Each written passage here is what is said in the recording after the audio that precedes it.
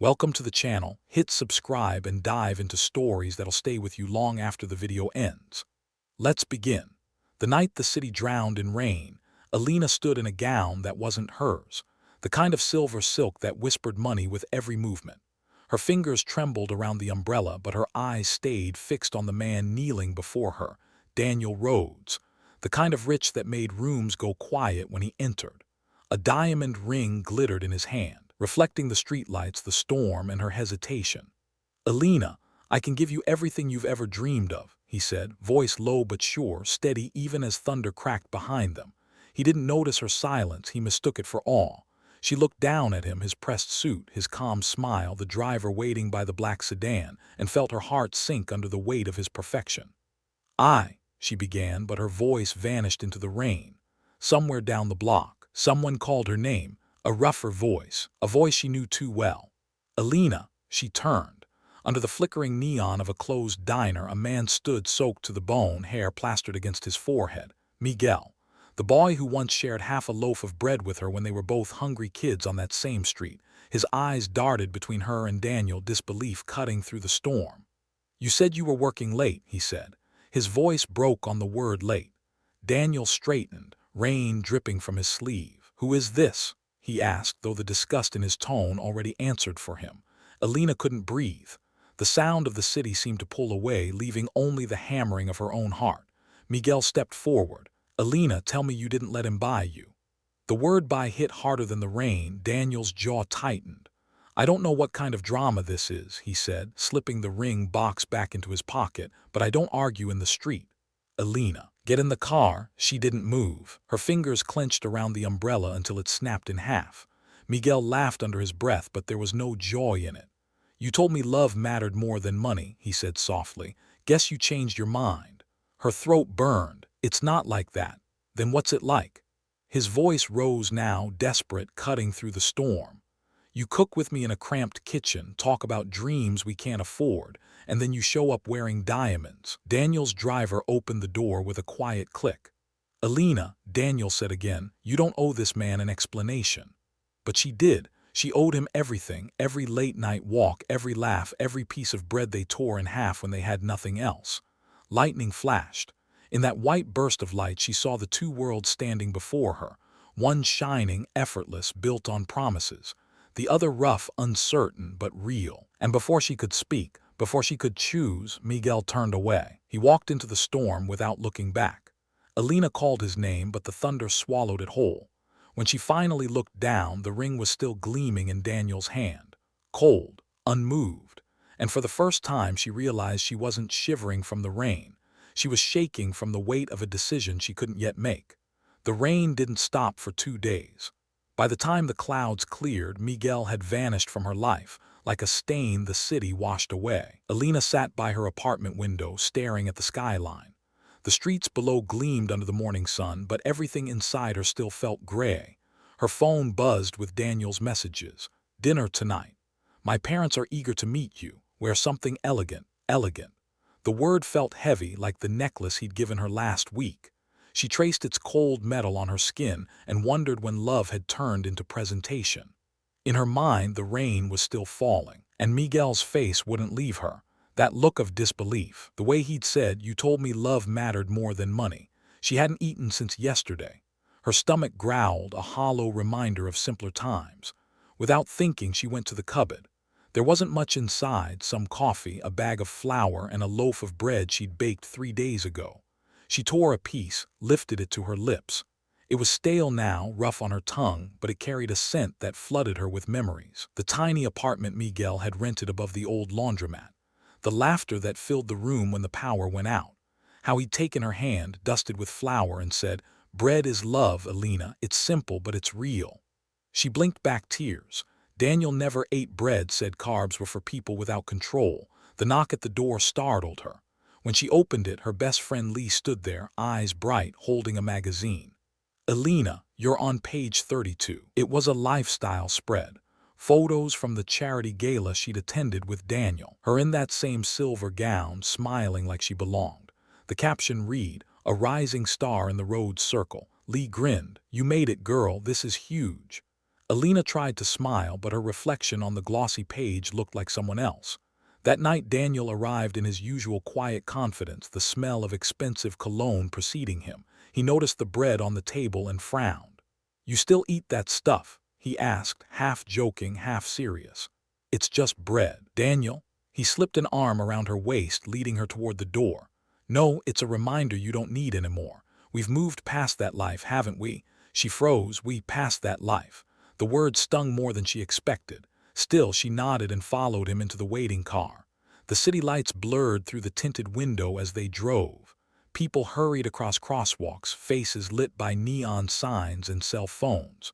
Once, she had been one of them, running to catch buses, clutching coffee, laughing at nothing. Now she moved through a world that felt quieter, colder. Daniel reached for her hand. "You'll get used to all this," he said gently. "It's better up here." But when she glanced down, she realized her palm still smelled faintly of bread, and for reasons she couldn't name, that small scent made her heart ache. Outside, the city glittered like a promise. Inside, something old and real was slipping away. The banquet hall glittered like a cathedral of wealth. Crystal chandeliers rained light over the crowd, and waiters moved in perfect rhythm, carrying trays that shimmered with gold-rimmed glasses. Alina sat beside Daniel at the long table, a quiet ornament among the rich and powerful. Her dress clung to her shoulders like silk armor, her smile rehearsed, her laughter polite. Tonight the Rhodes family hosted the annual charity gala, a celebration of generosity, Daniel called it. But as she looked around, all she saw were faces hungry for applause. The orchestra played something slow and elegant. Daniel leaned close, whispering, "Remember to thank my father when he mentions the engagement. It means more to him than to me." She nodded, her pulse quickened. They weren't even engaged, but Daniel had already decided how the story would unfold. The clinking of a spoon against glass silenced the room.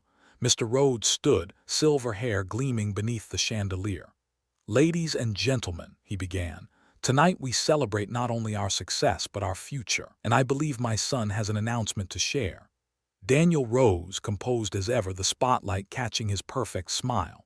"Alina," he said, turning toward her, "you've changed my life in ways words can't express. I'd be honored if you'd—" The words froze in her mind. Because at that moment, just beyond the grand doors of the hall, she saw him, Miguel. He was standing at the service entrance, carrying a tray of hors d'oeuvres. His hair was shorter now, his shirt crisp but worn. A waiter's uniform, and his eyes, those same eyes, met hers for the first time since the rain. The world tilted. The sound of applause blurred into static. Daniel was still speaking. People were standing, clapping, laughing. But Alina couldn't hear any of it. Miguel froze too, tray trembling slightly in his hands. For a second they were both suspended in that impossible space between what was and what could never be again. "Say yes," Daniel murmured, reaching for her hand. The ring sparkled beneath the light. Her lips parted, but no words came. The crowd waited, expectant. Then a waiter brushed past Miguel, bumping his arm. The tray slipped. A crash shattered the air, glass, silver, food scattering across the marble floor. Gasps rippled through the hall. Security moved fast. "Get him out," Daniel's father barked. "No," the word escaped her before she could stop it. Everyone turned. Alina's heart pounded. Daniel's eyes narrowed. "You know him?" he asked, voice sharp. She hesitated, too long. The answer was already written on her face. Miguel straightened, his jaw tight. "Don't worry," he said softly. "She doesn't." He turned and walked away before anyone could stop him. The guards followed him out, their footsteps echoing like a slow drumbeat. When the doors closed, the music resumed, awkward, forced. Daniel leaned back in his chair, his smile brittle. "Well," he said under his breath, "that was dramatic." Alina stared at the door long after Miguel disappeared. Her hands trembled beneath the table, her reflection flickering in the glass of untouched wine. The feast continued. The laughter returned, but every bite of food tasted like dust. And as she looked around at the glittering plates, the clinking glasses, the hollow smiles, she realized something terrifying. She was surrounded by everything she'd been taught to want, and yet she had never felt so hungry in her life. The morning after the gala felt colder than winter. Sunlight spilled through Daniel's penthouse windows, catching on the ring still resting on the marble counter. It hadn't left its box. Alina sat on the edge of the bed, hair tangled, eyes red. Her phone was full of missed calls, Daniel, reporters, even Lee. The story of the waiter who ruined the Rhodes event was already everywhere. Daniel stood by the window, scrolling through his tablet, voice clipped. "They're asking if you knew him. I told them no." Alina looked up. "But that's not true." He turned. "It's not about truth, it's about image." The words dropped heavy between them. "You think I care about image?" she asked quietly. "I think you should," he said, his tone sharp but measured. "You're part of my world now, Alina. One misstep and people will eat you alive. You want to help him, you'll go down with him." She rose to her feet, something fierce flickering behind her eyes. "I didn't ask for your world." He set the tablet down, his patience thinning. "You wanted change, comfort, stability. That's what I gave you." She shook her head slowly. "No, Daniel, you gave me silence." The room felt smaller then, the air heavy. He didn't argue, he just looked at her, disappointment etched across his perfect calm. "Decide what kind of woman you want to be," he said finally. And he walked out, leaving her in the echo of her own confusion. By afternoon, she was out of the penthouse. She didn't pack much, just a coat, a notebook, her grandmother's cross, and the stale loaf of bread she'd never thrown away. It was crumbling now, but she couldn't let it go. She walked for hours through the city, through streets she once knew, past corners where she and Miguel used to laugh, dream, and chase nothing but the promise of a better tomorrow. Finally, she stopped outside a small cafe.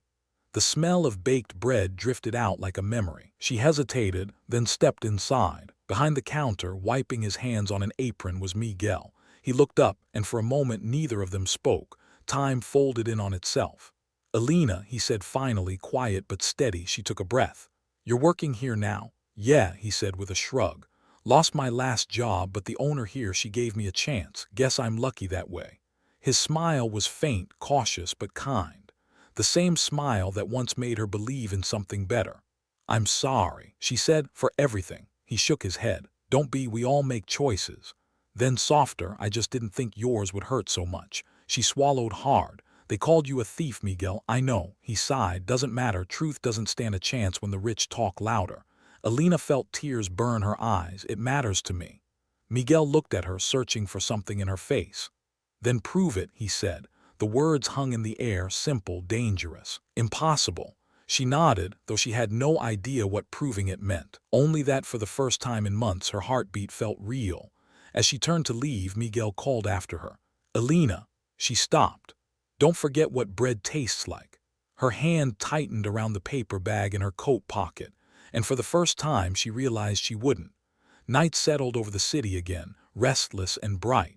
Alina walked along the riverfront where glass towers cast trembling reflections on the water. She held the diamond ring in one hand and the stale loaf of bread in the other.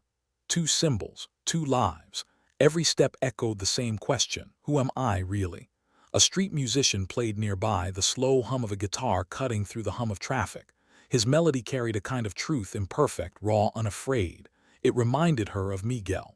Of laughter in dark kitchens and dreams baked into crust and flour. Her phone rang again. Daniel's name flashed across the screen. She let it ring once, twice. Then she answered. "Ina," his voice came, calm and precise. "The media's still talking. My father's furious. We can fix this, but you need to make a statement tonight." "A statement?" she asked quietly. "Yes, deny knowing him, say he tried to blackmail you." She felt her stomach twist. "Blackmail?" "It's just words," Daniel said. "You'll be free of this. I'll protect you." She stared at the river, the lights blurring through her tears. "Protect me from what? The truth?" He hesitated. "You're emotional, you're tired. Just come home." Alina's voice shook, but her resolve didn't. "I can't." There was silence on the line, then the sound of his breath, tight with disbelief. "You're choosing him." "No," she said softly. "I'm choosing myself." She hung up before he could reply. The ring slipped from her fingers, catching the light once before sinking into the dark water. The ripples spread wide, then disappeared. The next morning, sunlight poured through the cafe windows like a promise. Alina arrived early, clutching the small paper bag from her apartment. Miguel was already there, kneading dough, his sleeves rolled high, the air filled with warmth and yeast and morning light. She placed the bag on the counter and opened it. Inside lay the same old loaf, hard as stone now. She set it beside the fresh dough he was shaping. He looked at it, then at her. "You kept that?" She smiled faintly. "It reminded me where I started." Miguel's hand slowed. "You didn't have to come back." "I did," she said, "because I forgot what love tasted like and I want to remember." He said nothing for a long moment. Then quietly, "You don't need to prove anything, Alina, just stay if you want to." She stepped behind the counter, pressing her hands into the dough beside his. The warmth of it spread through her palms. It wasn't luxury, it wasn't perfection. It was life, messy, fragrant, real. They worked in silence for a while, the rhythm of kneading and shaping filling the space where words used to fail them. When the first loaf came out of the oven, Miguel broke it in half and handed her a piece. Steam rose between them, carrying the scent of memory. She took a bite, soft, simple, beautiful. Tears welled in her eyes, not from sadness but from something deeper, a kind of peace. Miguel smiled. "Better than diamonds." She laughed through the tears. "Infinitely." Outside, the city kept moving, cars, lights, people chasing the next thing. But inside that tiny cafe, time slowed to the quiet beat of their hands touching, their hearts mending, their world beginning again. Alina finally understood what Miguel had meant years ago. Bread was love. It wasn't about wealth or promises. It was about sharing what you have, even when it's all you've got. And as the morning light washed over them, she realized the richest thing she'd ever been given was this: a second chance, still warm from the oven. Thanks for watching. Subscribe and visit the channel for more real-life stories.